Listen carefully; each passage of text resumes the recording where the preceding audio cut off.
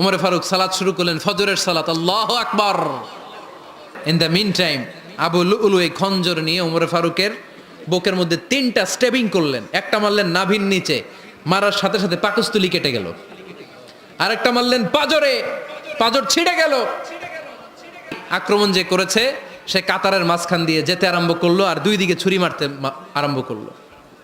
13 জন সাহাবীর গায়ে ছুরি মেরেছে, 7 জন সাহাবা স্পট ডেথ, জায়গায় মৃত্যু। আমাদের ভবিষ্যৎ প্রজন্ম এগুলো জানে না। ওরা সালমান খান দেখে বড় হয়, ওরা শাহরুখ খান দেখে বড় হয়, ওরা ঋত্বিক রোশনকে দেখে বড় হয়। ওরা মনে করে যে এরাই বড় সুপার হিরো। আমাদের যে কত বড় সুপার হিরো আছে এরা জানেই না। নতুন প্রজন্মের কর্ণকোহরে সাইয়েদনা ওমরে ফারুকের ইতিহাস পৌঁছে দেওয়ার দরকার আছে না নাই? আজকে আমরা সাইয়েদনা ওমরে ফারুকের বায়োগ্রাফি সম্পর্কে জানবো।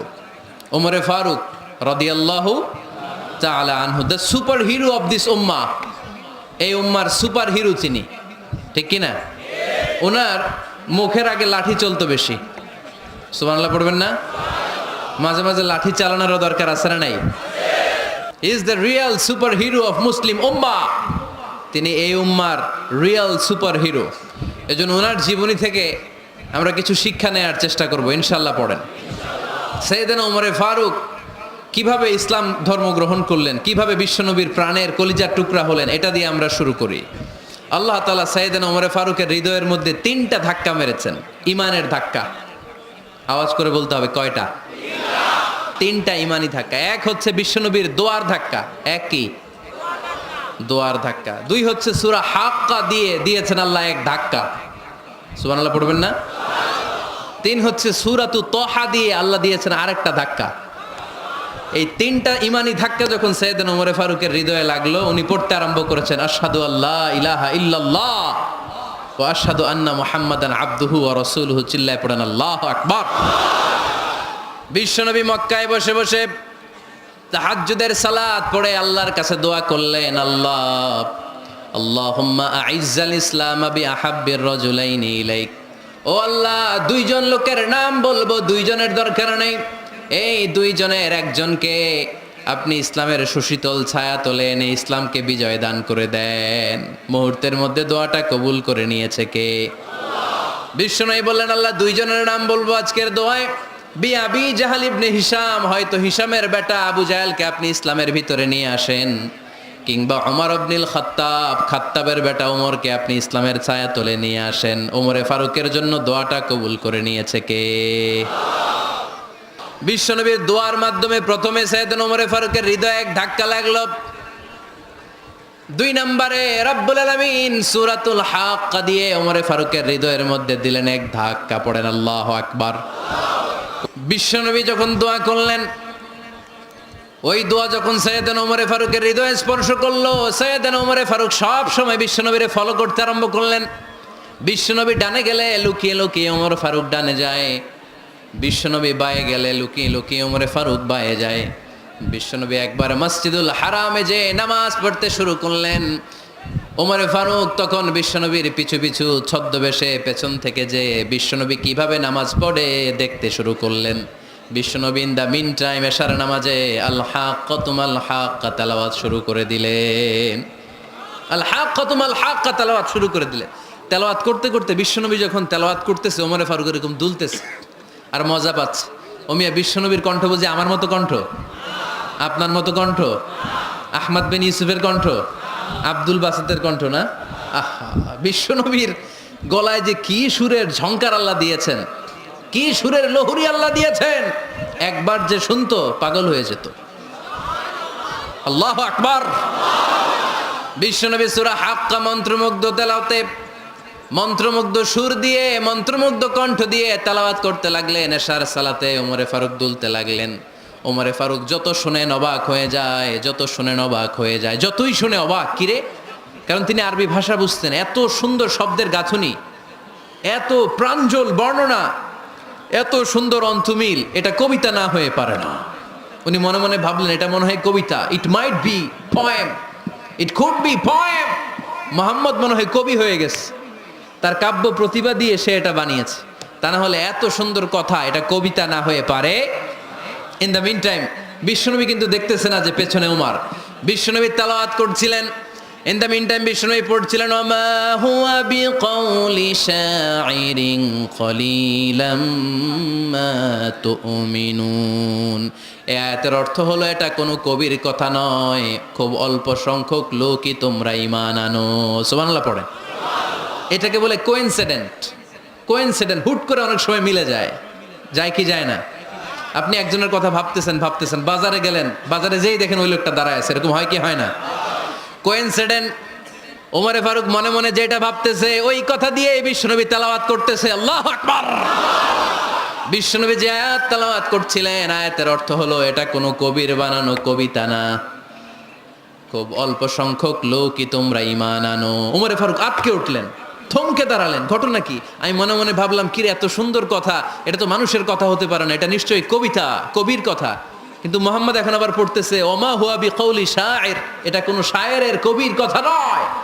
কলিলাম মা তুমিনুন, অল্পই তোমরা ঈমান আনো। তার মানে আমার মনে যা চলে মোহাম্মদ এটা টের পায়। মোহাম্মদ গণক। নাউজুবিল্লাহ পড়বেন না? মোহাম্মদ অনেক বড় মাপের একজন গণক। মানুষের হৃদয়ে কি চলে, মনে মনে কি ভাবে, মোহাম্মদ না দেখেও বলে দিতে পারে। ইন দ্য মিন টাইম বিশ্বনবী পরের আয়াতে পড়লেন ওয়ালা বিকাউলি কাহিনিন কলিলাম মা তাযাক্কারুন। এই আয়াতের অর্থ হলো এটা কোনো গণকের বানানো গণনা নয়, খুব অল্প সংখ্যক লোকই তোমরা উপদেশ হিসেবে এটাকে মানো। সুবহানাল্লাহ পড়েন। এবার আর ওমরে ফারুকের সহ্য হয় না, কি আজীব তামাশা। প্রথমে মনে করলাম কবিতা, মোহাম্মদ কয় কবি না, সে কবি না, এটা কবিতা না। তারপর ভাবলাম সে গণক, সে আয়াত পরে পরে বলে দিল এটা গণনা নয়, তাহলে এটা কি? এটা কি কবিতাও না, গণনাও না, তাহলে এটা কি? বিশ্বনবী তখন পড়লেন তানজিলুম মির রাব্বিল আলামিন। সুবহানাল্লাহ পড়েন। পরের আয়াত ছিল তানজিলুম মির রাব্বিল আলামিন। এটা দুনিয়ার কোনো কবির বানানো কবিতা না, এটা কোনো গণকের গণনা না, এটা কোনো সাহিত্যিকের বানানো সাহিত্য নয়, এটা মহাবিশ্বের পরিচালক রব্বুল আলামিনের কাছ থেকে পাঠানো কিতাব কোরআন। সূরা হাক্কার ধাক্কায় ওমরে ফারুক কাইত, এই ধাক্কা খেয়ে উথাল পাথাল হৃদয়ের মধ্যে, হায় রে এ কি বাণী, এ কেমন কথা, কে মুহাম্মদ? তারপরও শয়তানের ওয়াসওয়াসা আছে না নাই? আল্লাহ বলে যতই ওয়াসওয়াসা ওমরকে দেয়া হোক, আমি ওমরে ফারুককে এই মুসলিম উম্মাতের সেনাপতি বানিয়ে ছাড়বো, আমি সেনাপতি বানাবো। এবার 3 নাম্বার ডোজ। ডাক্তারের কাছে গেলে প্রথমে দেখবেন সিম্পল ডোজ দেয়, নর্মাল ওষুধ, এটাতে কাজ না হলে ডোজ বাড়ায়, একেবারে কাজ না হলে অ্যান্টিবায়োটিক মারে, আছে না নাই? আল্লাহ প্রথমে দোয়ার ছোঁয়া লাগালেন, তারপর সূরা হাক্কা দিয়ে ধাক্কা মারলেন, এরপরে রব্বুল আলামিন বলেন এবার 3 নাম্বার ডোজ সূরা তহা দিয়ে আমি তোমার হৃদয়টারে উজালা বানায় দেব রে ওমর। শয়তান ওদিক দিয়ে ওয়াসওয়াসা, খেলা 2 দিক থেকে চলতেছে। আল্লাহ তাআলা হেদায়েতের রাস্তায় টানছে, শয়তান জাহান্নামের দিকে টানছে। ঘোষণা দেয়া হলো মক্কায়, মুহাম্মদের মাথা কেটে এনে দিলে এত এত স্বর্ণ মুদ্রা দেয়া হবে। ওমরে ফারুক রাজি হয়ে গেলেন, নাঙ্গা তলোয়ার নিয়ে বিশ্বনবীর মাথা কাটার জন্য ছুটলেন। নাউজুবিল্লাহ পড়বেন না? বনু জাহরা গোত্রের এক লোক বলে আইনা ইয়া আমার, কই যাও? মুহাম্মদের মাথা কাটতে যাই। আরে মুহাম্মদের মাথা কাটতে যাও? তোমার বোন ফাতিমা বিনতে খাত্তাব আর তোমার বোন জামাই সাঈদ কদ সাবা, এরা তো ধর্ম ত্যাগ করে ফেলছে, এটা তো আমাদের ধর্ম ত্যাগ করে মুহাম্মদের ফলোয়ার হয়ে গেছে। আগে ওমর ঘর সামলাও, পরে মুহাম্মদের মাথা কাটতে যেও। ওমরে ফারুক অবাক হয়ে গেলেন, তলোয়ার নিয়ে বিশ্বনবীর দিকে না যে নিজের বাড়ির দিকে চলে গেলেন। বিশ্বনবীর আপন বোন ফাতেমা বিনতে খাত্তাব, বোন জামাই সাঈদ আর খাব্বাব রাদিয়াল্লাহু তাআলা আনহু 3 জন মিলে সূরা তহা তেলাওয়াত করছিলেন। পড়েন সুবহানাল্লাহ। মক্কায় লুকিয়ে লুকিয়ে দাওয়াত হতো। খাব্বাব রাদিয়াল্লাহু তাআলা আনহু একটা চামড়ার ফলকের মধ্যে সূরা তহার কয়েকটা আয়াত এনে ওমরে ফারুকের বোন আর বোন জামাইকে শিক্ষা দিচ্ছে, ট্রেনিং দিচ্ছে। সুবহানাল্লাহ পড়েন। লুকিয়ে লুকিয়ে ওমরে ফারুক যখন ঘরে চলে আসলেন, এরা তটস্থ হয়ে গেল। সাইয়েদনা খাব্বাব বিছানার তলায় লুকিয়ে গেলেন। ওমরে ফারুক বললেন দরজা খোলো। ফাতেমা বিনতে খাত্তাব দরজা খোলার পরে নির্মম ভাবে সাইয়েদনা ওমর রাদিয়াল্লাহু তাআলা আনহু বোনের গায়ে আঘাত শুরু করে দিল। বোন জামাইকে আহত করতে শুরু করলো আর বলতে শুরু করলো তোরা পাগল হলি কেন? কি আছে ওই মুহাম্মাদের মধ্যে? কি জাদু নিয়ে সে এসেছে, সে যাই বলে লোকজন পাগল হয়ে যায়, সবাই তার উপর কালিমা পড়ে ঈমান এনে ফেলে। কি এমন জিনিস তোদের কাছে আছে যেটা দেখে মুহাম্মদকে তোরা ভালোবাসলি? কি আছে? কি পড়তেছিলি আমারে দেখা। ফাতেমা বলে ইন্নাকা রিজসুন লা ইয়ামাসসুহু ইল্লাল মুতাহহারুন। ও আমার ভাই ওমর, তুমি নাপাক। তুমি কি? লা ইয়ামাসসুহু ইল্লাল মুতাহহারুন, পবিত্রতা অর্জন না করে এই কোরআন ধরা যায় না। সুবহানাল্লাহ পড়েন। উমরে ফারুক গোসল করে আসলেন। ফাতেমা বিনতে খাত্তাব বললেন, গোসল যখন করে এসেছেন এই নেন। উমরে ফারুক এবার চামড়ার কাপড়ের মধ্যে সূরা তহার প্রথম আয়াতের দিকে নজর করলেন। নজর করেই কোরআনের প্রেমে পড়ে গেলেন। পড়েন সুবহানাল্লাহ। উমরে ফারুক পড়তে আরম্ভ করলেন, তহা মা আনজালনা আলাইকাল কুরআনা লিতাশকা ইল্লা তাযকিরাতাল লিমান ইয়াখশা তানজিলাম মিম্মান খালাকাল আরদা ওয়াস সামাওয়াতিল উলা। সুবহানাল্লাহ পড়েন। উনি পড়তে আরম্ভ করলেন, তহা মা আনজালনা আলাইকাল কুরআনা লিতাশকা, এই কোরআনকে আমি তোমাদের হতভাগ্য জাতি হিসেবে দুনিয়ায় থাকার জন্য পাঠাই নাই। এটা রব্বুল আলামিনের পক্ষ থেকে এসেছে। যারা রবকে ভয় করে তাদের জন্য আছে উপদেশ। যিনি আকাশ বানিয়েছেন, জমিন বানিয়েছেন, ওই আল্লাহ তাআলা নিজেই এই কোরআন পাঠিয়েছেন। আওয়াজ করে পড়তে হবে আল্লাহু আকবার। উনি খুব ভালো আরবি জানতেন। সূরা তহা পড়ার পরে আর ধৈর্য ধারণ করতে পারে না। ওমরে ফারুক ছোট্ট বাচ্চার মতো কান্না শুরু করে দিলেন। আল্লাহু আকবার। সূরা তহাটা হাতে নিয়ে, তলোয়ারটা হাতে নিয়ে বিশ্বনবীর দিকে ছুটতে আরম্ভ করলেন। আইনা মুহাম্মদ, কোথায় মুহাম্মদ? তোমরা আমাকে মুহাম্মাদের কাছে নিয়ে চলো। বিশ্বনবী তখন সাফা পাহাড়ের পাদদেশে দারুল আরকাম ইবনে আলকামের ঘরে লুকিয়ে লুকিয়ে কোরআনের দাওয়াত দিতেন। ওমরে ফারুককে পাগলের মতো ছুটে আসতে দেখে বিশ্বনবীর চাচা হামজা ইবনে আব্দুল মুত্তালিব বলল, নবী আপনি পালান।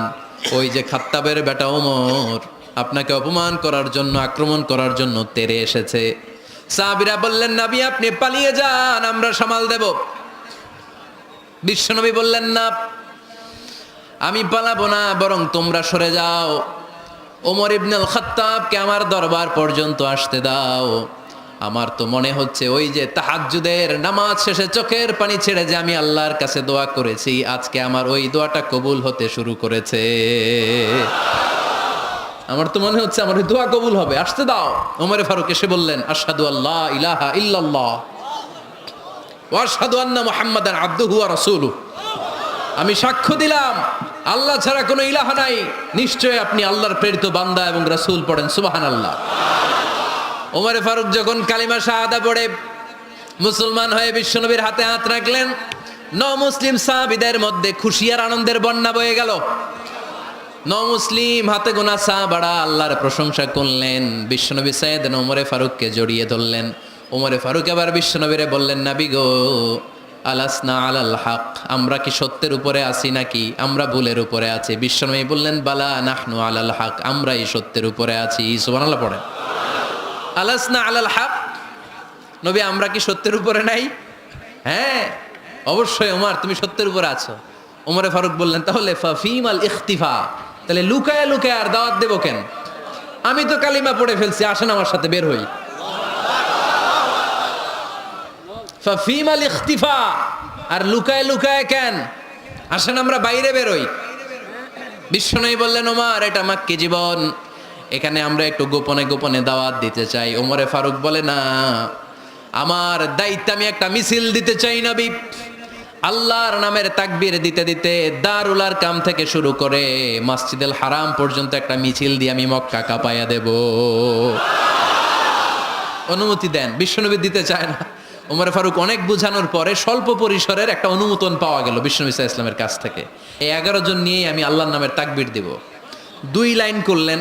কয় লাইন? 2 লাইন। পেছনে 6 জন, আর এই লাইনের নেতা বানালেন বিশ্বনবীর চাচা হামজাকে রাদিয়াল্লাহু তাআলা আনহু। আর সামনে 5 জন, তার আগে দাঁড়ালেন উনি নিজেই। তাহলে 6 6 12। বললেন এই 2 লাইনই আমরা তাকবীর দিতে দিতে, বেশি না, এই দারুল আরকামের ঘর থেকে আপনারা জানেন যে সাফা মারোয়া এখন যে সাই হয়, এই সাফার পাদদেশে ছিল দারুল আরকামের ঘর। উনি বললেন এখান থেকে ওই যে কাবার গিলাফ দেখা যায়, কাবার গিলাফ পর্যন্ত আমরা এই তাকবীর নিয়ে ওখানে যাব। সুবহানাল্লাহ পড়বেন না? ওখানে উনি দাঁড়িয়ে ছোট্ট একটা ভাষণ দিয়েছিলেন। উনি বলেছিলেন, মান আরাদা আন তাসকুলা উম্মু ওয়া ইয়াতামা ওয়ালাদু ওয়া তারমিলা যাওজাতুহু ফালিয়াসুদ্দানি। খেয়াল করে শুনেন, কান দুইটা খরগোশের কানের মতো খাড়া করেন। উনি এক বাক্যের একটা ভাষণ দিলেন। ভাষণ দিতে জানলে বড় ভাষণ দেয়া লাগে না, এক বাক্যের ভাষণ দিয়ে গোটা বিশ্বকে ঝাঁকুনি মারা যায়। চিল্লায় বলো ঠিক কিনা? ওমরে ফারুক এক বাক্যের একটা ছোট্ট ভাষণ দিলেন, মান আরাদা আন তাসকুলা উম্মু। কে আছো মায়ের এই মক্কায়, কে আছো মায়ের বুক খালি করতে চাও? ইয়াতামা ওয়ালাদু, কে আছো বাচ্চাগুলারে নিজের সন্তানগুলোরে ইয়াতিম বানাতে চাও? কে আছো তারমিলা যাওজাতুহু, নিজের স্ত্রীকে বিধবা বানাতে চাও? ফালিয়া সুদ্দানি, বুকের পাটা থাকলে আমি ওমর রে থামাও। ফালিয়া সুদ্দানি, দেখি মক্কায় কার এত বড় বুকের পাটা। কে আছো মায়ের বুক খালি করতে চাও, সন্তান রে এতিম বানাতে চাও, স্ত্রীকে বিধবা বানাতে চাও? ফালিয়া সুদ্দানি, পারলে আমারে ঠেকাও। এই বলে উনি আল্লাহু আকবার, আল্লাহু আকবার, আল্লাহু আকবার বলে স্লোগান শুরু করে দিলেন। এক এক স্লোগানে মক্কার মরুজমিন থারথার করে কাঁপতে আরম্ভ করলো। এই মিছিল মক্কার কেউ দেয় নাই। মিছিলের আওয়াজ শুনে আবু জাহেল বাইরিস, উতবা বাইরিস, শাইবা, ওয়ালিদ ইবনে মুগিরা সব বের হয়েছে। কিরে, আমার এলাকায় এত বড় স্লোগান, কার এত সাহস? বের হয়ে দেখে মিছিলের সামনে ওমর। ওমর রে দেখে দিছে এক দৌড়। থামানোর মতো বাপের বেটা মক্কায় দ্বিতীয়টা কেউ ছিল না। আওয়াজ করে বলেন ঠিক কিনা? ওমরে ফারুক আল্লাহু আকবার, আল্লাহু আকবার বলে স্লোগান দিতে দিতে মসজিদুল হারামের ভেতরে ঢুকে গেল। কাবার গিলাফ ধরার পরে সেদিন মিছিল থেমেছে। ওই আল্লাহর নামের স্লোগান সেদিন কেউ থামাতে পারে নাই, কিয়ামত পর্যন্ত কেউ থামাতে পারবে না। চিল্লায় বলো ঠিক কিনা?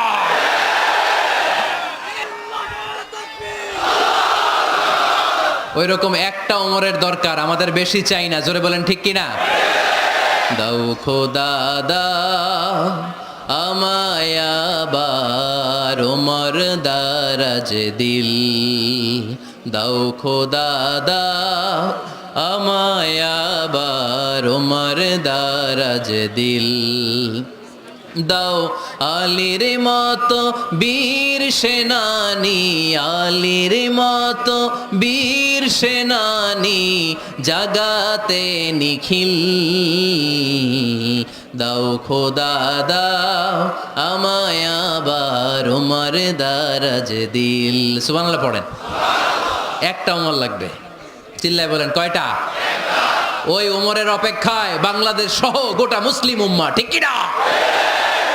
একটা ওমরই যথেষ্ট। আমাদের সেন্ট্রাল লিডারশিপ নাই তো, আমাদেরকে এদিকে লাথি মারলে আমরা ওইদিকে যাই, ওদিক থেকে গুতা মারলে আমরা এদিকে যাই। আমাদের রিপ্রেজেন্টেটিভ, আমাদের প্রতিনিধিত্ব করার মতো কোনো কেন্দ্রীয় লিডারশিপ নেতৃবৃন্দ গোটা বিশ্বে নাই, ঠিক কিনা? আমরা সেই ওমরে ফারুকের অপেক্ষায়, আমরা সেই ইমাম আল মাহাদির অপেক্ষায়। এই ওমরে ফারুক আমাদের মডেল, ঠিক কিনা? থার্ড ইন পজিশন এই পুরা উম্মতের মধ্যে ওনার পজিশন নাম্বার 3। 1 নাম্বার পজিশন বিশ্বনবীর, কার? 2 নাম্বার পজিশন কার? আবু বকর। 3 নাম্বার পজিশন কার? ওমরে ফারুকের। বিশ্বনবী বলতেন লা নবিয়্যা বা'দি, লা নবিয়্যা বা'দি, আমার পরে কোনো নবী নাই। ওয়ালা রাসূলা, আমার পরে কোনো রাসূলও নাই, ঠিক কি না? আল্লাহর হাবিব বলতেন লাউ কানা বা'দি নবিয়্যুন লাকানা উমর, তবে আমার পরে যদি নবী হওয়ার যোগ্যতা কারো থাকে আমার ওমরের ওই যোগ্যতা আছে। সুবহানাল্লাহ পড়েন। প্রভু তুমি বলেছ রাসূল দেবে না, বলনি দেবে না ওমর, বলনি দেবে না হামজা তারিক, খালিদ বিজয় সমর। প্রভু তুমি বলেছ রাসূল দেবে না, বলনি দেবে না ওমর, বলনি দেবে না হামজা তারিক, খালিদ বিজয় সমর। প্রভু তুমি বলেছ রাসূল দেবে না। সুবহানাল্লাহ পড়েন। এজন্য আমরা একটা ওমর চাই। কয়টা? বেশি লাগবে? নেতার মতো নেতা কয়টা লাগে? জোরে বলেন কয়টা? ওনার সাথে বিশ্বনবী সাল্লাল্লাহু আলাইহি ইসলামের মুসাহারার সম্পর্ক ছিল। ওমরে ফারুক যে বিশ্বনবীর শ্বশুর এটা অনেকে জানেই না। ওমরে ফারুক রাদিয়াল্লাহু তাআলা আনহু বিশ্বনবীর শ্বশুর ছিলেন। এটা আজকে নতুন শুনছেন, কে কে হাত তোলেন? দেখছেন হুজুর, সঠিক বলছি না আমি? অনেকে আমরা জানি না। মাশাআল্লাহ, জানতে লজ্জা নাই, শিখতে লজ্জা নাই, লজ্জা হচ্ছে অজ্ঞতায় আর মূর্খতায়, ঠিক কি না? চার খলিফার দুই খলিফা, ইসলামের চার খলিফার দুই খলিফা বিশ্বনবীর মেয়ের জামাই, আর বাকি দুই খলিফা বিশ্বনবীর শ্বশুর। সুবহানাল্লাহ পড়েন। সাইয়েদনা আলী রাদিয়াল্লাহু তাআলা আনহু, সাইয়েদনা উসমান যুন-নূরাইন বিশ্বনবীর মেয়ের জামাই। উসমান রাদিয়াল্লাহু তাআলা আনহুর কাছে বিশ্বনবী দুই মেয়েকে বিয়ে দিয়েছিলেন। একজন মারা যাওয়ার পরে আরেকজন, বিশ্বনবী বলেছেন এরপরে আরেকটা থাকলে ওইটারও বিয়ে দিতাম। সুবহানাল্লাহ পড়বেন না? দুইজন ছিল মেয়ের জামাই আর দুইজন ছিল শ্বশুর। সাইয়েদনা আবু বকর শ্বশুর, বিশ্বনবীর স্ত্রী আম্মাজান আয়েশা রাদিয়াল্লাহু তাআলা আনহার বাবা। বিশ্বনবীর স্ত্রী আম্মাজান হাফসা রাদিয়াল্লাহু তাআলা আনহার বাবা ছিল সাইয়েদনা ওমর ফারুক। চিল্লায় পড়েন আল্লাহু আকবার। জানো তো পজিশন না, সাইয়্যিদু কুহুলিল জান্নাহ, জান্নাতে যত নারীরা যাবে নারীদের সর্দারিনী হবে সাইয়্যিদাতুনা ফাতেমা রাদিয়াল্লাহু তাআলা আনহা। এই ফরিদপুরের যত ইয়াং স্টারেরা তোমরা যারা জান্নাতে যাবে তোমাদের লিডার হবে সাইয়েদনা হাসান আর হুসাইন রাদিয়াল্লাহু তাআলা আনহুমা। আর বয়স্ক মুরব্বীরা যারা জান্নাতে ঢুকবেন আপনাদের লিডার হবে সাইয়েদনা আবু বকর আর সাইয়েদনা ওমর ফারুক রাদিয়াল্লাহু তাআলা আনহু। সুবহানাল্লাহ পড়তে পারলেন না? ওমর ফারুক এটা সাধারণ কোনো ক্যারেক্টারিস্টিক্স নয়, ওনাকে আল্লাহ তাআলা নলেজও দিয়েছেন আবার দিনদারিও দিয়েছেন। আমার দিনী ভাইয়েরা খেয়াল রাখবেন, কোনো আলেমের মধ্যে বা কোনো নেতার মধ্যে যদি এই দুইটার সমন্বয় আপনি পান, যে তার জ্ঞানও আছে আবার দিনদারিও আছে, হি belongs the knowledge and he belongs the তাকওয়া, সে গোটা বিশ্বকে জয় করে ফেলবে, ঠিক কি না? যার মধ্যে জ্ঞান আছে, যার মধ্যে তাকওয়া আছে, তারে কেউ থামায় রাখতে পারে? ওমরে ফারুককে এই দুই নেয়ামত দিয়ে ধন্য করেছে কে? সহিহ বুখারীর বর্ণনা, বিশ্বনবী সাহাবীদের সামনে একটা স্বপ্নের কথা বলছেন। বিশ্বনবী বললেন, আমি স্বপ্নে দেখলাম আমার আঙ্গুলের ফাঁকা থেকে দুধ বের হচ্ছে, আমি তৃপ্তি সহকারে দুধ খেলাম। খাওয়ার পরে দেখলাম আঙ্গুলের মধ্যে একটু দুধ লেগে আছে। আমার আঙ্গুলে অতিরিক্ত লেগে থাকা দুধটা আমি ওমরে ফারুকের মুখের মধ্যে লাগিয়ে দিলাম। সাহাবারা বললেন, ইয়া রাসূলুল্লাহ, ইয়া হাবিবাল্লাহ, মাযা আওয়ালতা বিহি, এই স্বপ্নের আপনি কি ব্যাখ্যা করলেন, আমরা তো বুঝলাম না। বিশ্বনবী বললেন, আওয়ালতু বিহি আল ইলম, আমি এই দুধ দিয়ে জ্ঞানের ব্যাখ্যা করেছি, কারণ ওমরকে আল্লাহ যেই জ্ঞান দিয়েছে গোটা বিশ্বের কাউকে এত জ্ঞান দেয় না। এজন্য স্বপ্নে যদি কেউ দেখেন যে আপনি দুধ খাচ্ছেন, তার মানে আল্লাহ তাআলা আপনার জ্ঞান বাড়ায় দিবে। ওমরে ফারুককে দুধ খেয়ে অতিরিক্ত দুধের অংশটা বিশ্বনবী আবু বকর রাদিয়াল্লাহু তাআলা আনহুর মুখে দেন নাই, সাইয়েদনা উসমানের মুখে দেন নাই, আলী রাদিয়াল্লাহু তাআলা আনহুর মুখে দেন নাই। স্বপ্নে ওই অতিরিক্ত লেগে থাকা দুধটা বিশ্বনবী ওমরে ফারুকের ঠোঁটের মধ্যে লাগিয়ে দিয়েছেন। এই হাদিস থেকে প্রমাণ হয় আল্লাহ তাআলা জ্ঞানের নেয়ামতে সাইয়েদনা ওমরে ফারুককে ধন্য করেছেন। আবার বুখারীর বর্ণনা, বিশ্বনবী সাল্লাল্লাহু আলাইহি ওয়াসাল্লাম আরেকটা স্বপ্নের বর্ণনা দিচ্ছেন। তিনি বললেন, তোমাদের সবাইকে স্বপ্নে আমার সামনে দাঁড় করানো হলো। আমি দেখলাম তোমাদের কারো জুব্বা নাভি পর্যন্ত, কারো জুব্বা হাঁটু পর্যন্ত, কারো জুব্বা টাকনু পর্যন্ত। ওমরে ফারুককে যখন স্বপ্নে আমার সামনে দাঁড় করিয়ে দেয়া হলো, আমি দেখলাম ওমরের জুব্বা এত লম্বা, ওমর টেনে হিচড়ে তার জুব্বা নিয়ে সামনে হেঁটে যাচ্ছে। সাহাবারা বললেন, ফামাযা আওয়ালতা বিহি ইয়া রাসূলুল্লাহ, ও আল্লাহর রাসূল, এই স্বপ্ন দিয়ে আপনি কি বুঝাতে চাইলেন, আমরা কিছু বুঝলাম না। বিশ্বনবী বললেন, আউয়ালতু বিহি আদ-দীন, আমি এই হাদিসের দ্বারা দিনের ব্যাখ্যা করলাম, যার জামা যত লম্বা তার দিনদারি তত বেশি। সুবহানাল্লাহ, আসতে পড়েন। স্বপ্নে দেখলেন কোন সাহাবীর জুব্বা নাভি, কোন সাহাবীরটা হাঁটু, কারোটা টাকনু, কিন্তু ওমরে ফারুকের জুব্বা এত লম্বা, ইয়াজুরু সাওবাহু, তিনি তার জুব্বা টেনে হিচড়ে যাচ্ছেন। বিশ্বনবী বললেন, এটা দ্বারা আমি দিন, আমি তাকওয়া, দিনদারি, তাকওয়া, এটার ব্যাখ্যা করেছি। তার মানে ওমরে ফারুকের তাকওয়ার সামনে সব তাকওয়া পানি হয়ে যাবে। কোন সুবহানাল্লাহ। আল্লাহ তাআলা সাইয়েদনা ওমরে ফারুককে দিনের জ্ঞান দিয়েছেন, তাকওয়া দিয়েছেন। কত বড় মুত্তাকি ছিলেন সাইয়েদনা ওমরে ফারুক। মদিনার সমাজে কয়জন মুনাফিক ছিল বিশ্বনবী ছাড়া কেউ বলতে পারতেন না। বিশ্বনবী কোন সাহাবীকে মুনাফিকদের লিস্ট দিয়ে যান নাই, একজন সাহাবী ছাড়া। দেখি কেউ বলতে পারেন কিনা ওই সাহাবীর নাম? কি নাম? হুযায়ফা ইবনুল ইয়ামান রাদিয়াল্লাহু তাআলা আনহু, ওনাকে বলা হতো সাহিবু সিররি রাসূলিল্লাহ, আল্লাহ রাসূল সাল্লাল্লাহু আলাইহি ওয়াসাল্লামের গোপন তথ্যের ধারক বাহক। সুবহানাল্লাহ পড়বেন না? বিশ্বনবী ইন্তেকালের আগে মদিনার সমাজে মোট কয়জন মুনাফিক আছে এই তথ্য আবু বকরকে বলেন নাই, ওমর রাদিয়াল্লাহু তাআলা আনহুকে বলেন নাই, উসমান রাদিয়াল্লাহু তাআলা আনহু, আলী রাদিয়াল্লাহু তাআলা আনহু, আশারাতুল মুবাশশিরিনা বিল জান্নাহ কোন সাহাবীকে বলেন নাই। শুধুমাত্র কেবলমাত্র একমাত্র হুযায়ফা ইবনুল ইয়ামান রাদিয়াল্লাহু তাআলা আনহুর কাছে মুনাফিকদের লিস্টে বিশ্বনবী দিয়ে গিয়েছেন। সুবহানাল্লাহ পড়েন। মদিনায় কারা কারা মুনাফিক কেউ জানতো না হুযায়ফা ছাড়া। কে ছাড়া? নামটা আজকে মুখস্থ করেন, যাতে অন্য কোনো ওয়াজে কেউ জিজ্ঞেস করলে বলতে পারেন। মুনাফিকদের লিস্ট যে সাহাবীর কাছে বিশ্বনবী দিয়ে গিয়েছিলেন, সাহাবীর নাম কি? নাম? উনি জানতেন মুনাফিক কারা। দেখেন ওমরে ফারুকের তাকওয়ার লেভেলটা কত হাই। ওমরে ফারুক একদিন হুযায়ফা রাদিয়াল্লাহু তাআলা আনহুর কাছে গেলেন, যে বললেন, হুযায়ফা, বিশ্বনবী ইন্তেকালের আগে মুনাফিকদের নামের লিস্টটা কারো কাছে দেয় নাই, আমার জানা নাই, সাইয়েদনা আবু বকরের জানা নাই, কোনো সাহাবীর জানা নাই, তুমি ছাড়া।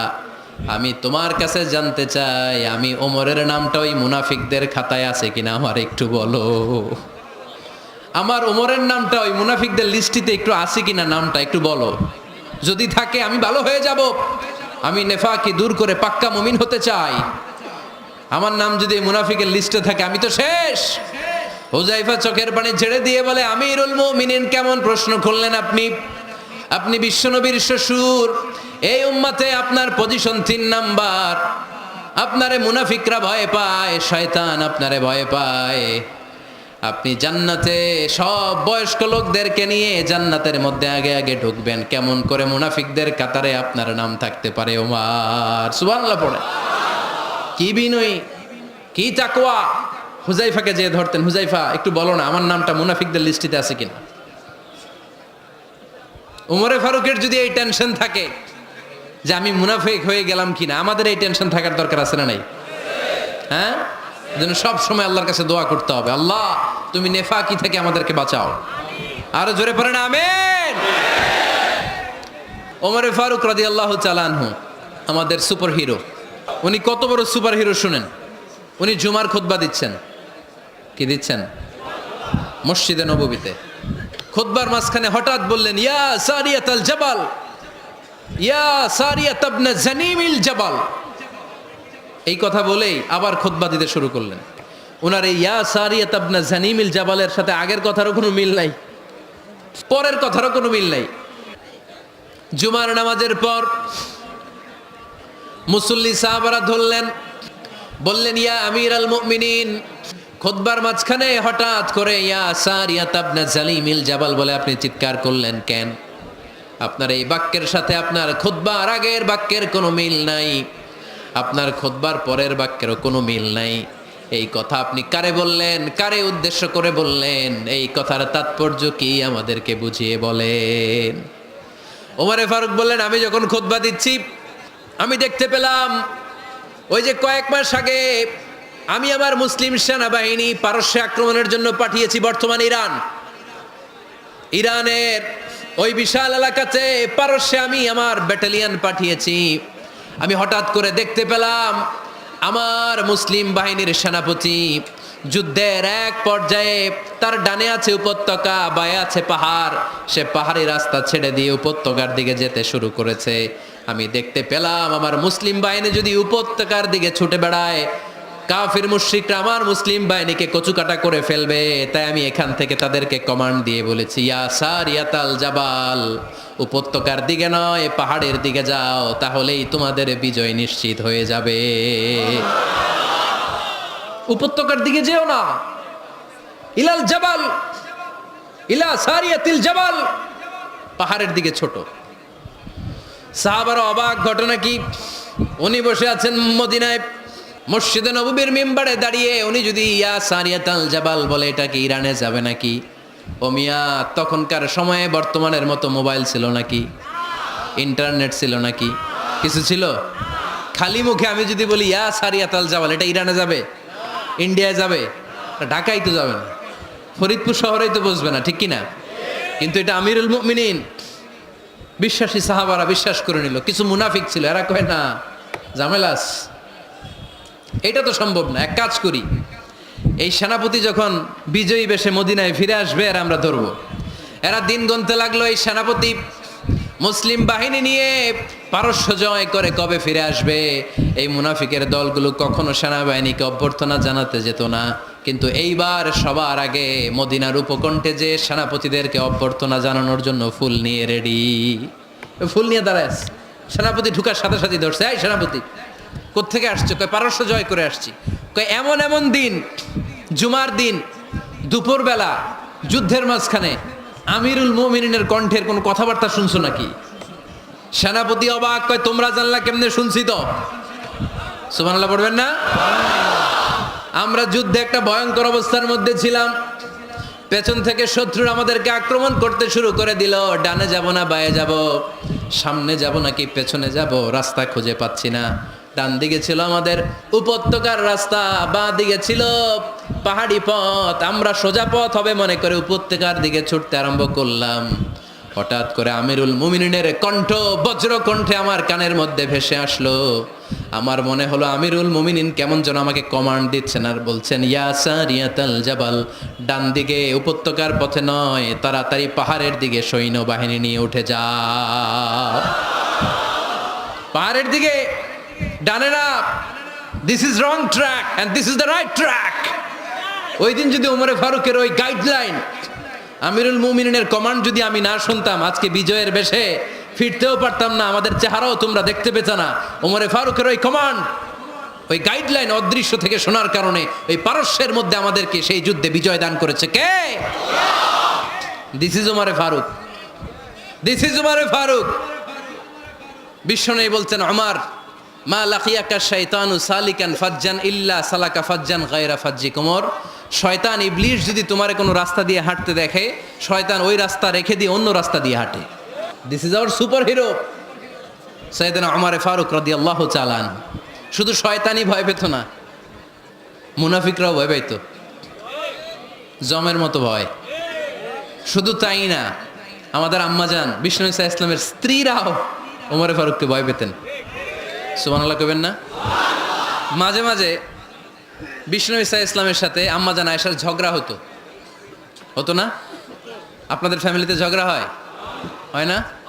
হয় না? কার কার দেখি? ওরে আল্লাহ, অনেক আল্লাহর ওলি আছে তো এই জায়গায়। ঝগড়া হয় না? এ কি কথা কয়, ঝগড়া হয় না বলে? বিশ্বনবীর ফ্যামিলিতে ঝগড়া হয়, আপনার ফ্যামিলিতে হয় না? মিষ্টি ঝগড়া।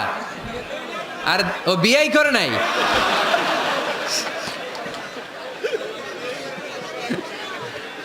ঝগড়া তো হবেই, দাম্পত্য জীবনের মজাটাই তো এখানে।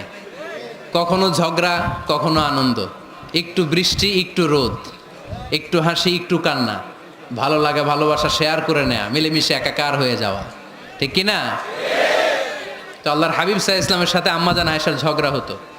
তো একদিন ঝগড়া হয়ে দুইজন রেগে আস, খবরদার দুইজন রেগে থাকবেন না। আবার একজন রাগলে আরেকজন থেমে যাবেন, কারণ এই ছোট্ট ঝগড়া থেকে এটা অনেক সময় বিচ্ছেদের দিকে গড়ায়। আমার প্রিয় ফরিদপুরবাসী, ভাবি রেগে গেলে আপনি রাইগেন না, ওই দিন আপনি একটু ঠান্ডা থাকেন। আবার আপনি রেগে গেলে, আমার মাইকের আওয়াজ যদি ভাবিরা শুনেন, আপনারা রেগে যায় না, একটু ঠান্ডা থাকবেন। দুইজনে রেগে গেলে তো তৃতীয় বিশ্বযুদ্ধ শুরু হবে, তাই না? একজন রেগে গেলে আরেকজন ঠান্ডা, কারণ এই সামান্য ঝগড়া থেকে ইগোর কারণে এটা বিচ্ছেদ আর ডিভোর্স পর্যন্ত গড়ায়। আর শয়তান এখানে উস্কানি দেয়, কারণ ইমানদারদের ফ্যামিলি ভাঙতে পারলে শয়তান সবচেয়ে বড় খুশি হয়। আর ইমানদারদের ফ্যামিলি টিকে থাকলে খুশি হয়ে যায় কে? আম্মাজান আয়েশা রাদিয়াল্লাহু তাআলা আনহার সাথে বিষ্ণু ইসা ইসলামের ঝগড়া হতো মাঝে মাঝে। একবার ঝগড়া হলো, বিষ্ণু ইসা ইসলামও রাগ, আম্মাজান আয়েশাও রাগ। তো বিষ্ণুই বললেন, আয়েশা ঝগড়া করে আর কতক্ষণ থাকবো, আসো মিটমাট করি। আয়েশা রাদিয়াল্লাহু বললেন, ঠিক আছে মিটমাট করবো। তো বিষ্ণু ইসা ইসলাম বললেন, মিটমাটের জন্য কারে ডাকবো? ওমর রে ডাকি। কয় না, ওমর রে না, ওমর গালিজ, ওমর অনেক রাগে, আমার ডর লাগে। কয় তাহলে তোমার আব্বারে ডাকি। কয় ডাকেন। কি খুশি, মেয়েদের মধ্যে অভ্যাসটা আছে না নাই?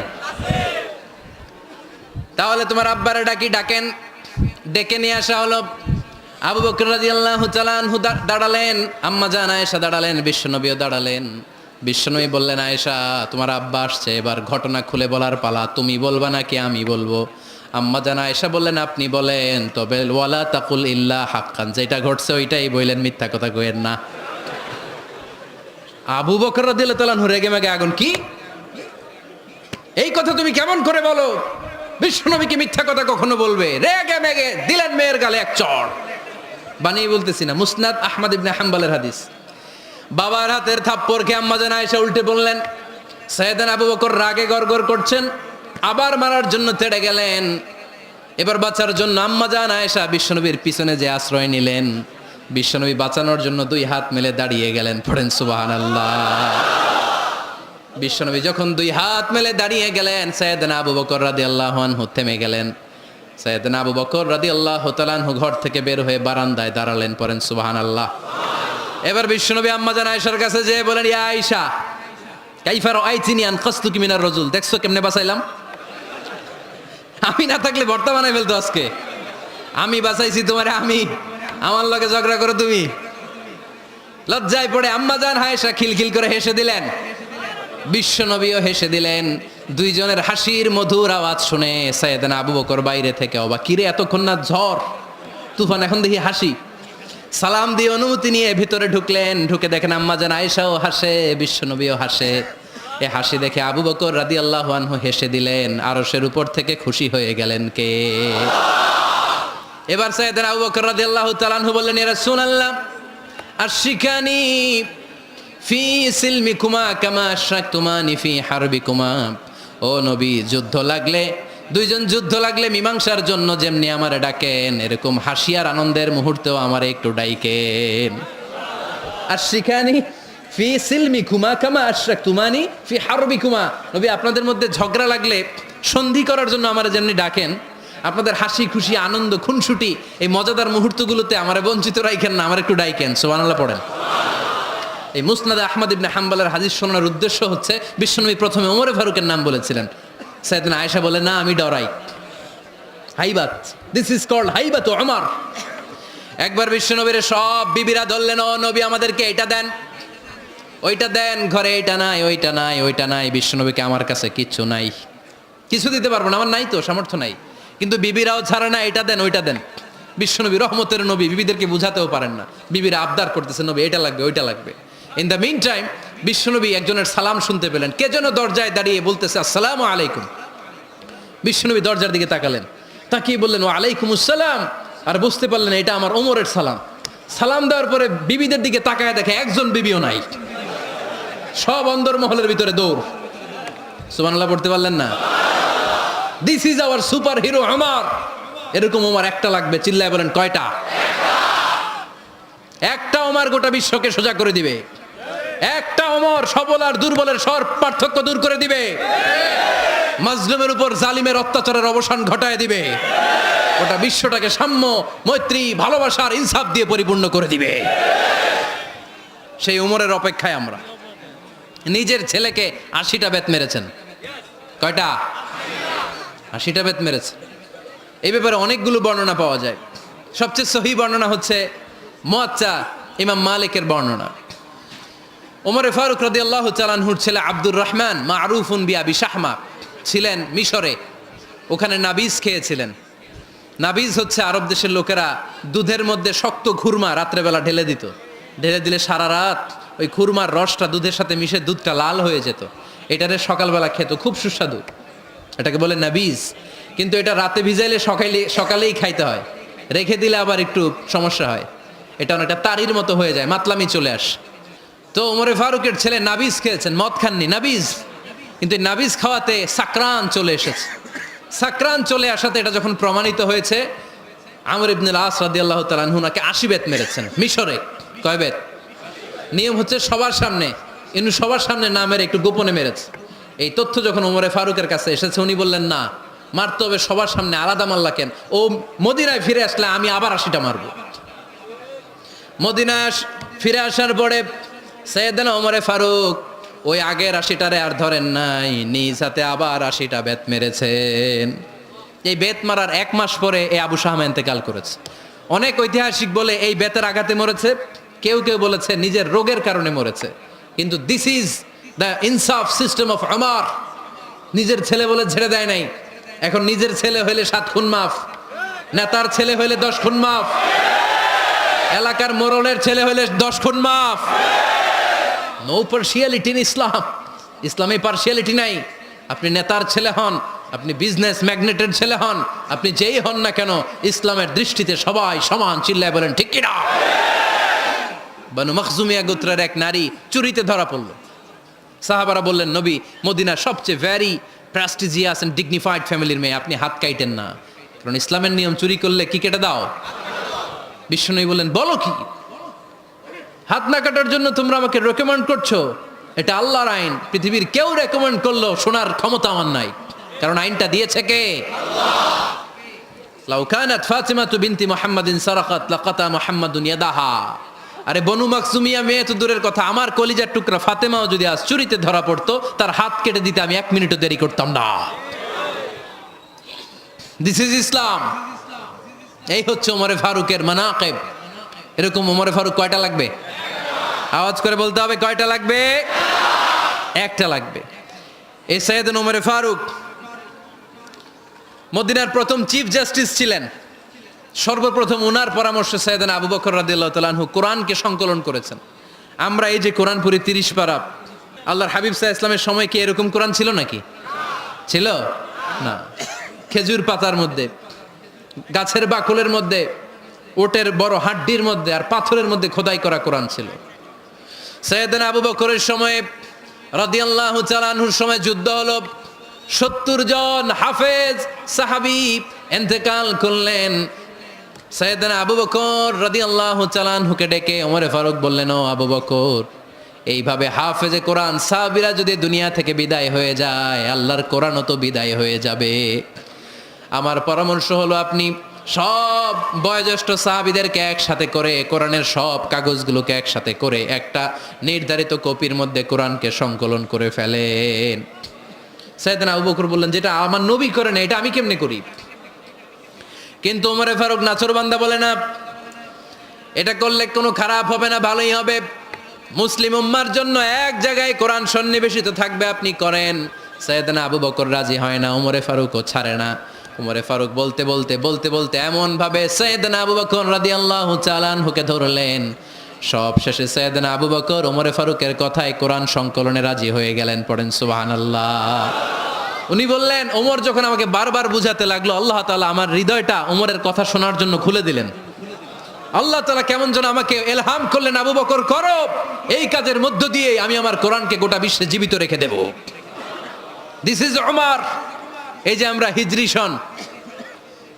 সনের যে আমরা গণনা করি, এই হিজরি সনের প্রবর্তক হচ্ছে সাইয়েদনা ওমরে ফারুক।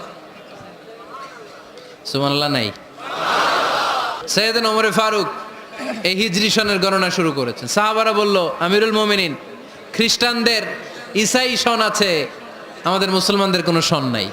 আমাদের একটা সন থাকলে আমাদের জিজিয়া নিতে, আমাদের যাকাতের টাকা উত্তোলন করতে অনেক সুবিধা হবে। ওমর ফারুক বললেন, তাহলে কোন সালকে হিজরি, কোন সালকে মুসলিম সাল হিসেবে আমরা ঘোষণা দিতে পারি? একজন বলল, আমার নবী যেই সালে জন্মগ্রহণ করেছেন ওই সালে। ওমর ফারুক বললেন, না, আমার নবীর জন্ম আমাদের জন্য খুশির দিন, কিন্তু এটা আমাদের জন্য প্রেরণা নয়। প্রেরণা নবীর কাজে, ঠিক কিনা? আরো কিছু সাহাবারা বলল, তাহলে যেই সালে আমার নবী ইন্তেকাল করেছে ওইটারে প্রথম সাল ধরেন। ওমরে ফারুক বললেন, না, যেদিন তিনি ইন্তেকাল করেছেন এটা আমাদের দুঃখের দিন, এটা আমাদের প্রেরণা নয়। আমাদের প্রেরণা হচ্ছে বিশ্বনবীর ত্যাগ, তিতিক্ষা আর কাজের মধ্য দিয়ে। জোরে কোন ঠিক কিনা? ওমরে ফারুক বললেন, যেদিন বিশ্বনবী ইসলাম রক্ষায় নিজের মাতৃভূমি ছেড়ে মক্কা থেকে মদিনায় গিয়েছেন, ওই দিনটাকে হিজরি প্রথম দিন ধরে আমরা হিজরি সাল গণনা করে শুরু করে দেব। ওইটাই হচ্ছে হিজরি সন। সেখান থেকে হিজরি সনের প্রবর্তন করেছেন সাইয়েদনা ওমরে ফারুক রাদিয়াল্লাহু তাআলা আনহু। এই যে স্টেট গভর্নমেন্ট, এই যে প্রিজন, জেলখানা, ক্যান্টনমেন্ট, সচিবালয়, গণভবন, বঙ্গভবন, মুক্তিযোদ্ধাদের ভাতা, রাষ্ট্রীয় ভাতা, এই সব নিয়ম কানুন সাইয়েদনা ওমরে ফারুক তার রাষ্ট্রীয় আমলে তিনি নিজে করেছেন। চিল্লায় পড়েন আল্লাহু আকবার। মুসলমানদের আলাদা কারেন্সি, নিজস্ব মুদ্রা ব্যবস্থা নিজে চালু করেছেন। সৈনিকদের মধ্যে যারা বিবাহিত প্রতি 6 মাস অন্তর অন্তর 1 মাসের ছুটি কাটাতে তারা ফিরে আসবে। সাইয়েদনা ওমরে ফারুক চালু করেছেন। চিল্লায় আওয়াজ করে পড়েন আল্লাহু আকবার। এই যে আমরা 20 রাকাত সালাতুত তারাবি পড়ি রমাদানে, পড়েন না আপনারা? এটা সাইয়েদনা ওমরে ফারুক চালু করেছেন। সুবহানাল্লাহ পড়তে পারলেন না? কোরআনে মোট 22টা আয়াত আছে যেখানে সাহাবারা ইনডিসিশনে ভুগছিলেন। বিশ্বনবীর মত একটা, ওমরে ফারুকের মত আর একটা। এই 22 জায়গায় আল্লাহ তাআলা বিশ্বনবীর মতের পক্ষে আয়াত নাজিল না করে ওমরে ফারুকের মতের পক্ষে কোরআনের আয়াত নাজিল করেছেন। সাইয়েদনা ওমরে ফারুক, আমরা সাহাবীদের জীবন চরিত পড়তে চাই না, কত যে অনুপ্রেরণামূলক দৃষ্টান্ত সাইয়েদনা ওমরে ফারুক আমাদের জন্য রেখে গিয়েছেন। ওমরে ফারুক যখন খলিফা, দিনের বেলায় যদি রাষ্ট্রে কোনো নিয়ম জারি করতেন, দিনের বেলায় জনগণকে কোনো বিষয়ে যদি নিষেধ করতেন, রাত্রেবেলায় খাওয়ার সময় ফ্যামিলি মেম্বারদের সবাইকে বলতেন, এই দিনের বেলা আমি জনগণকে এই কাজ করতে নিষেধ করেছি, তোমরা আমার ফ্যামিলি মেম্বার, খবরদার তোমরা এই কাজ করো না। জনগণ করলে যতটুকু শাস্তি, তোরা করলে পাবি ডবল শাস্তি। সুবহানাল্লাহ কইবেন না? আমাদের নেতারা ওই বাড়ির বিচার করে, ওই বাড়ির মাইয়ার বিচার, ওই বাড়ির পোলার বিচার, নিজের পোলা গাঞ্জা টানে, আছে না নাই? নিজের মেয়ে অপরাধ করে, আছে না নাই? আহা, কি নেতা ছিলেন ওমরে ফারুক! আগে নিজের ঘর সামলিয়েছেন, আগে নিজেকে সামলিয়েছেন, নিজের ঘর ঠিক করেছেন। বলেছেন জনগণ করলে যত বেদ, তোরা করলে double Veda. This is call leader, ঠিক কি না? এক বাবা এসে বললেন, ওমরে ফারুক আমার ছেলে কথা শোনে না, বেয়াদব। ওমর ফারুক ছেলেরে ডাকলেন, বাবা তুমি তোমার আব্বাজানের কথা শোনো না, এটা তো কবিরা গুনাহ। ছেলে বলে, ওমরে ফারুক সব দায় দায়িত্ব আল্লাহ ছেলে মেয়েদেরকে দিয়েছে, বাবা মাকে কোনো দায়িত্ব দেয় নাই। ওমর ফারুক বললেন, অবশ্যই দায়িত্ব দিয়েছে। তাহলে বলেন আমার বাবার দায়িত্ব কি? উনি বললেন, প্রাইমারিলি প্রথমত 3 দায়িত্ব। আইয়ান তাকিয়া উম্মা, পৃথিবীর প্রতিটি বাবার উচিত ছেলেদের মেয়েদের জন্য ভালো মায়ের ব্যবস্থা করা। 2 নম্বরে আইয়ুহসিনা ইসমা, সুন্দর তার একটা নাম রেখে দেয়া। 3 নাম্বার ইউআল্লিমাহুল কিতাব, তার আল্লাহর কিতাব শিক্ষা দেওয়া। এবার ছেলেকে আমার আব্বা 3টার একটাও করে নাই। এবার ওমরে ফারুক রেগে গেলেন, বাবার কাঁধে ধরলেন, বললেন তুই ছেলের জন্য বিচার নিয়ে আসলি, তোর 3টা দায়িত্বের একটাও তুই পালন করিস নাই। ছেলে বলে, আমিরুল মুমিনিন আমার মা নর্তকী, আমার মা মাজুসি, আমার মায়ের মধ্যে কোনো আদব কাদব নাই, সুন্দরী দেখে আমার মারে বাবা বিয়ে করছে, আমার মায়ের কাছ থেকে জীবনে কিছু শিখি নাই। 2 নাম্বার সাম্মানি খানফাসা, আমার বাবা আমার নাম রেখেছে চামচিকা। কি নাম রাখছে? এটা নাম হইলো একটা? এরকম উল্টাপাল্টা নাম আছে না নাই? না, এগুলো রাখবেন না। আব্দুল্লাহ রাখবেন, আব্দুর রহমান রাখবেন, আর একটা কি বলছি আজকে? হুজাইফা রেখে দিয়েন, পারবেন? ওয়ালাম ইউআল্লিমনি হারফাম মিন কিতাবিল্লাহ আমিরুল মুমিনিন, শুধু তাই না, আল্লাহর কোরআনের একটা অক্ষর আমার বাবা কোনোদিন আমারে শিক্ষা দেয় নাই। ওমর ফারুক রেগে গেলেন, এবার বাপের কান্দে দইরা মারতে শুরু করলেন। তুই পোলার নামে বিচার নিয়ে আইছিস, তোরে মার দিমু আগে। এরকম নেতার দরকার আছে না নাই? মদিনায় এক লোক তার বউরে রাগের চোটে 100 তালাক দিয়ে ফেলছে। কয় তালাক দেয়ার নিয়ম? কয়টা দিছে? কয়টা? এবার স্ত্রী কাঁদতে কাঁদতে এসে বলে, আমিরুল মুমিনিন দেখেন, আমার স্বামী আমারে রেগে মেগে 100 তালাক দিছে। ওমর ফারুক বললেন, দইরা নিয়ে এটারে। নিয়ে আসা হলো। ওমর ফারুক বললেন, কয়টা তালাক দিয়েছ? কয় 100টা। কেন দিছ? কয় মাথা গরম আছিল। এরকম আছে না? তালাক দেওয়ার সময় সব তালাক, তুই তালাক, তোর মা তালাক, তোর বোন তালাক, সব তালাক। তালাক দিবে ওয়াইফ রে, দিতেছে সবাই রে। তো ওমর ফারুক বললেন, দিবে 3টা, 100টা দিলা কেন? কয় মেজাজ গরম ছিল। কয় দাঁড়া, আত-তালাকু মিন শাআইরিল্লাহ, তালাক হচ্ছে আল্লাহর দেয়া বিধানের একটা নিদর্শন, এটা নিয়ে তুই খামখেয়ালি করলি। আমার রায় শোন, আমার রায় হচ্ছে 3 তালাকে তোর বউ তালাক, বাকি 97 তালাক তোর পিঠের উপরে পড়বে। এরকম বিচারের দরকার আছে না নাই? এরকম দৃষ্টান্তমূলক বিচার যদি বাংলার জমিনে দেয়া হতো, আর কোন নারী ধর্ষিতা হতো, আর কোন নারীকে অ্যাসিড মারা হতো, আর কোন নারী যৌতুকের জন্য কান্না করতো? একটা আমল লাগবে, বেশি না। কয়টা লাগবে? তিনি গভর্নর সিস্টেম চালু করেছিলেন, governor system, Islamic state. Bahrain, Yemen, মিসর, কুফা, বসরা, মক্কা, মদিনা, এই 7 জায়গায় 7 জন গভর্নর পাঠিয়েছেন। তাদের থেকে তথ্য নিতেন। এই গভর্নর সিস্টেম উনি বানিয়েছেন। সাইয়েদনা আমর ইবনে আল আস রাদিয়াল্লাহু তাআলা আনহুকে পাঠিয়েছেন মিশরে। মিশরে একটা দৌড় প্রতিযোগিতা হতো। ওই দৌড় প্রতিযোগিতায় আমর ইবনে আল আস রাদিয়াল্লাহু তাআলা আনহুর ছেলে অংশগ্রহণ করেছে, কিন্তু এক মিশরি ওই দৌড় প্রতিযোগিতায় চ্যাম্পিয়ন হয়ে গেছে। রানার্স আপ হয়েছে আমর ইবনে আল আসের ছেলে। এবার মিশরি ফার্স্ট আর গভর্নরের ছেলে সেকেন্ড। রাগের চোটে আমর ইবনে আল আসের ছেলে ওই মিশরির মাথার মধ্যে কয়েকটা বাড়ি মেরেছে। মিশরি বলে, আমার মাল্লা কেন? তুমি খেলায় পারো না, আমারে মাল্লা কেন? কয়, আনা ইবনুল আকরামিন, আমি গভর্নরের পোলা, আমি যা বলবো এটাই হবে, আমার উপরে কথা নাই। মিশরি ওইখানে আর ঝগড়া বাঁধায় নাই, মনে দুঃখ নিয়ে মদিনায় চলে আসলেন। এসে বললেন, আমিরুল মুমিনিন, আপনি আমর ইবনুল আস রাদিয়াল্লাহু তাআলা আনহুকে মিশরের গভর্নর বানিয়ে পাঠিয়েছেন। একটা প্রতিযোগিতায় আমি চ্যাম্পিয়ন হয়েছি, ওনার ছেলে হয়েছে রানার আপ। কেন সে চ্যাম্পিয়ন হতে পারে নাই? এই কারণে আমার মাথায় লাঠি দিয়ে 3টা বাড়ি মেরেছে।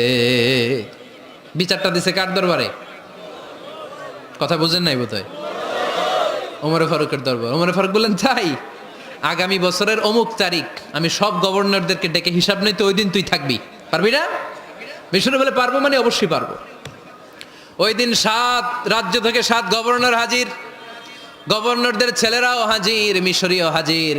7 গভর্নরের কাছ থেকে 7 এলাকার খোঁজ খবর নেয়ার পরে ওমরে ফারুক বললেন, আইনাল মিসরি, মিশরি লোকটা কই, এদিকে আয়। মিশরি সামনে আসার পরে বলল, আমর ইবনুল আস, তুমি মিশরের গভর্নর, তোমার ছেলে সহ তুমি আসো। আমর ইবনুল আস এসে সামনে বসে রইলেন। এবার বললেন, ও আমর ইবনুল আসের ছেলে, তুমি নাকি ইবনুল আকরামিন গভর্নরের ছেলে, তুমি যা বলবা মিশরে নাকি তাই হবে, তোমার নাকি অনেক দাপট। নিজে একটা লাঠি এনে মিশরীর হাতে দিয়ে বলল, এবার তোর মাথায় যতটা মারছে তুই ততটা গুনে গুনে মার, আমি দেখব। আমর ইবনুল আস দেখবে, আমর ইবনুল আসের ছেলেরে তুই এখানে মার। সে বলতেছে, থাক, আপনি বলছেন এতেই যথেষ্ট, মারা লাগবে না, আমি মাফ করে দিলাম। ওমরে ফারুক বলল, খবরদার, মার, মার ওর মাথার মধ্যে। মিশরি ওমরে ফারুকের ধমক শুনে ভয়ে ভয়ে 3টা বাড়ি মারল। এই বাড়ি মারা দেখেও ওমরে ফারুকের হৃদয় ঠান্ডা হয় নাই। লজ্জায় আমর ইবনুল আস, বয়স হয়ে গিয়েছে সাহাবা, মাথা তখন টাক, মাথায় চুল নাই, লজ্জায় মাথাটা হেট হয়ে মাথাটা নিচু করে রেখেছে। এবার রাগের চোটে ওমরে ফারুক বললেন, এবার আমর ইবনুল আসের টাক মাথার মধ্যে একটা মার, মার। কেন ছেলেকে শিক্ষা দিতে পারে নাই?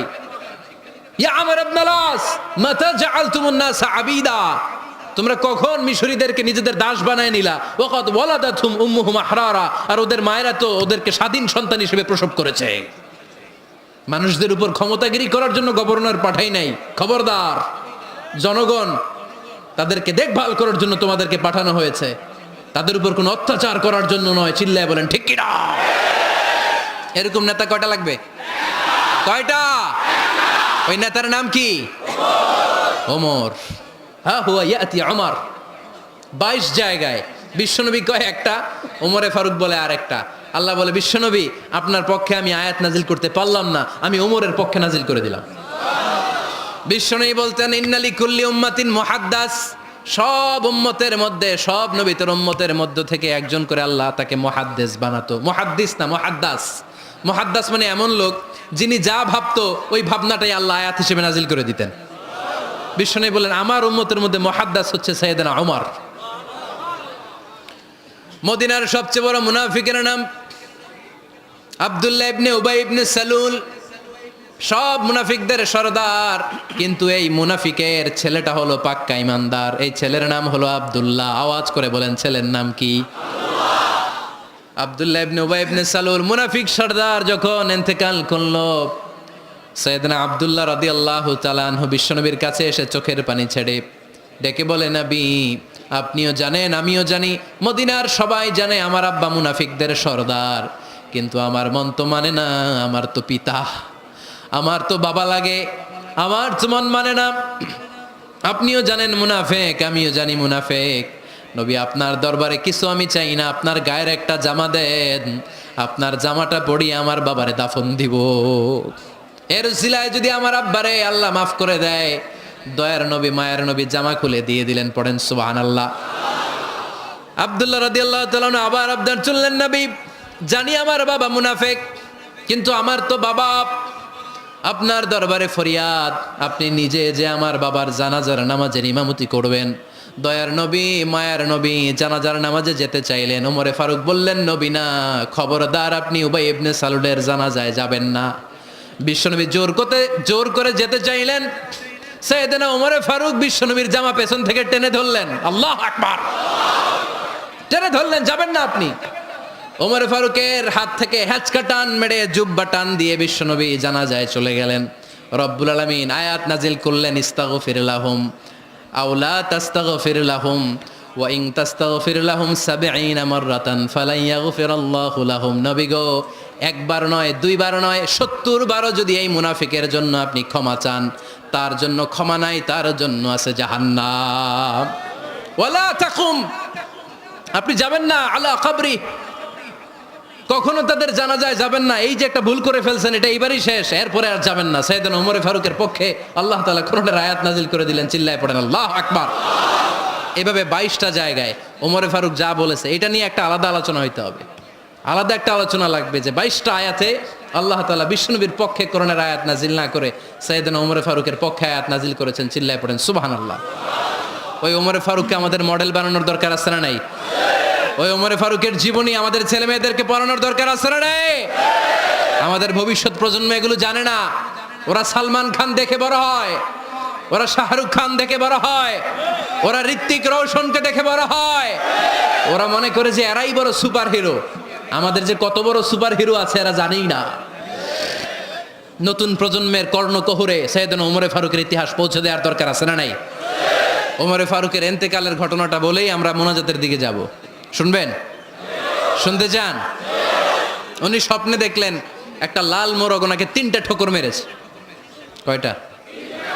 উনি জুমার নামাজে, জিলহজ মাসের শেষ সপ্তাহে জুমার নামাজে বললেন যে একটা লাল মোরগ 3টা ঠোকর মেরেছে। মুগীরা ইবনে শুবা রাদিয়াল্লাহু তাআলা আনহুর দাস আবু লুলু আল মাজুসি, এই লোকটা খঞ্জর বানাতে পারতো। মুগীরা রাদিয়াল্লাহু তাআলা আনহুর দাস। মুগীরা প্রতিদিন 4 দিরহাম করে চার্জ করতো, যেহেতু দাস। সে এসে বিচার দিল, আমিরুল মুমিনিন, মুগীরা আমার থেকে বেশি টাকা চায়, জুলুম করে। ওমর ফারুক বললেন, তাই? তুমি কি কাজ জানো? বলে, আমি খঞ্জর বানাতে জানি। বাড়ি কই? পারস্য। আরে তুমি খঞ্জর বানাতে জানলে তো 4 দিরহাম অনেক কম, সে তো আরো বেশি টাকা নেওয়া দরকার ছিল তোমার থেকে। আবু লুলুর এই কথা পছন্দ হয় নাই। সে কয়, ওমর তুমি সবারে দয়া দেখাও আর আমার ক্ষেত্রে কঠিন নিয়ম বানাইলা, দাঁড়াও এই নিয়ম তোমার আমি দেখাবো। এই রাগে সে বাড়িতে যে একটা খঞ্জর বানালো। কি বানালো? খঞ্জর চিনেন? ছোট্ট ছুরি। কিছুদিন আগে ওমানের সুলতান কাবুস ইন্তেকাল করেছে, জানেন আপনারা? ওনার এই কোমরের মধ্যে খঞ্জর থাকতো, ছবিতে দেখছেন?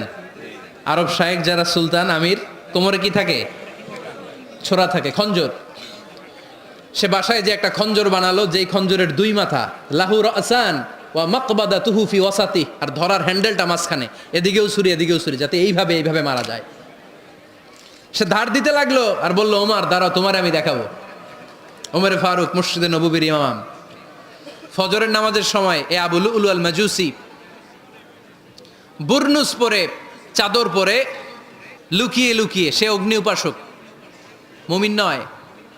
ওমর ফারুককে অ্যাটাক করার জন্য গেলেন মসজিদে নববীতে। ওয়াকানু ইউসাল্লুনা বিগালাস, তখন ওনারা অন্ধকারে নামাজ পড়তো।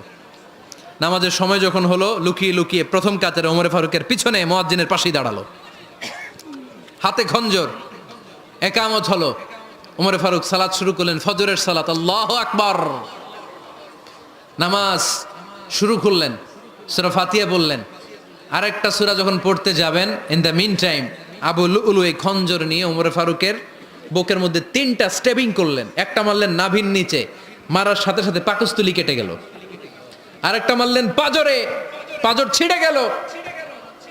3টা মারার পরে ওমর ফারুক বললেন, কাতালানি আল কালব, এক কুকুর আমাকে মেরে ফেলেছে। পেছন থেকে এক সাহাবীকে টান মেরে সামনের দিকে নিয়ে গেলেন, তুমি নামাজের ইমামতি করাও। আর ওমর ফারুককে বাকিরা ধরাধরি করে পেছনে নিতে আরম্ভ করলেন। আর এই আত্মাই আক্রমণ যে করেছে, সে কাতারের মাঝখান দিয়ে যেতে আরম্ভ করলো আর 2 দিকে ছুরি মারতে আরম্ভ করলো। 13 জন সাহাবীর গায়ে ছুরি মেরেছে, 7 জন সাহাবা স্পট ডেথ, জায়গায় মৃত্যু। এই ভয়ঙ্কর অবস্থা দেখে এক সাহাবী বুরনুস, এক ধরনের জুব্বা আছে মাথাওয়ালা, অনেকে জ্যাকেট পরছেন না এরকম মাথাওয়ালা, লম্বা জুব্বা আছে আরবরা শীতে পড়ে মাথাওয়ালা, এই মাথাওয়ালা জুব্বা বের করে এক সাহাবী জালের মতো তার দিকে উড়ায় মারলো। ওই বুরনুসের মধ্যে পেঁচিয়ে আবু লুলু মাটিতে পড়ে গেল আর সুইসাইড করে ফেললো, নিজের বুকে নিজে মেরে আত্মহত্যা। যেই সাহাবীকে ইমামতির জন্য দাঁড় করালেন, উনি ছোট্ট সূরা দিয়ে প্রথম রাকাতে সূরা আল কাউসার, দ্বিতীয় রাকাতে সূরাতুল ইখলাস দিয়ে নামাজ শেষ। ওমরে ফারুক বেহুশ। ওমরে ফারুক কি? হ্যাঁ, বেহুশ। সবাই কান্নাকাটি করতেছে, সবাই দেখতে গেলেন, এখন হুঁশ ফিরে না। মুখের মধ্যে মুখ খুলে রাষ্ট্রের চিকিৎসক মুখের মধ্যে দুধ দিলেন, ওই নাভি দিয়ে দুধ বের হয়ে যায়। তারা বললো ওনারে বাঁচানো সম্ভব না, দেখেন হুঁশ ফিরে কিনা। হুঁশ ফিরলে ওনার পরে কে আমির হবে, উনি যেন প্যানেল ঠিক করে দিয়ে যায়। সবাই তাকিয়েছে ওমরে ফারুকের চোখের দিকে। আল্লাহর মেহেরবানিতে ঘন্টা খানিক পরে উনি চোখ খুললেন। চোখ খোলার পরেই বলেন নাই ও মা আমি মরে যাই। চোখ খোলার পরে উনি বলেন নাই কে মারলো আমারে। চোখ খোলার পরে উনি বলেন নাই আমার পরে নেতা কে হবে। চোখ খোলার পরে সর্বপ্রথম কথাটি ছিল আসল্লান নাস, আমার নেতৃত্বে যে ফজরের নামাজটা শুরু হয়েছিল এটাকে ঠিকমতো তোরা পড়েছিলি? আমার নেতৃত্বে যে ফজরের জামাত শুরু হয়েছিল সেটা ঠিকঠাক মতো সমাপ্ত হয়েছিল কিনা আগে বল। আসল্লান নাস, নামাজটা হয়েছে কিনা বল। সুবহানাল্লাহ বলতে পারলেন না? This is Omar, hour super hero. নেতা অনেকগুলো লাগে না, এরকম নেতা একটাই যথেষ্ট যে গোটা বিশ্বকে কাঁপায় দিতে পারে। চিল্লায় বলো ঠিক কিনা? আমরা চাই আমাদের ছেলেগুলো ওমরে ফারুকের মতো বড় হোক। আমরা চাই আমাদের ছেলে মেয়েগুলো খাব্বাব, খুবাইব, সাইয়েদনা আলী, উসমান, আবু বকর রাদিয়াল্লাহু তাআলা আনহুর অনুসরণে বড় হোক, ঠিক কিনা? আমরা একটা ওমর চাই যিনি আমাদেরকে সালাতের শিক্ষা দিয়ে গিয়েছেন, ইন্তেকালের আগে বলেছেন সাল্লান নাস। এজন্য আমরা যেন নামাজ কখনো নষ্ট না করি। আল্লাহর জমিনে দিন বাস্তবায়ন আসাদ্দুহুম ফি আমরিল্লাহি ওমর রাদিয়াল্লাহু তাআলা আনহুর মতো এত কঠোর কেউ ছিলেন না। তাই দিন বাস্তবায়নে আমরা যেন কাউরে ছাড় না দেই। সবার আগে আল্লাহর দিন, সবার আগে আল্লাহর কোরআন, সবার আগে আমার ইসলাম, ঠিক কিনা? চাইলেই কেউ এদেশ থেকে ইসলামরে মিটাই দিতে পারবে না। যে দেশে আল্লাহু আকবার ধ্বনির সাথে সাথে সূর্য উঠে যায়, আল্লাহু আকবার ধ্বনির সাথে সাথে সূর্য ডুবে যায়, সে দেশে আর কিছু থাকবে না থাক আমার ইসলাম থাকবেই, আর কিছু থাকবে না থাক আমার কোরআন থাকবেই। সে ইসলামের সাথে থাকতে রাজি আছেন তো? কোরআনের সাথে থাকতে রাজি আছেন তো? কয়েকজন ভাই কালিমা পড়ে মুসলমান হতে চায়। মোহতামিম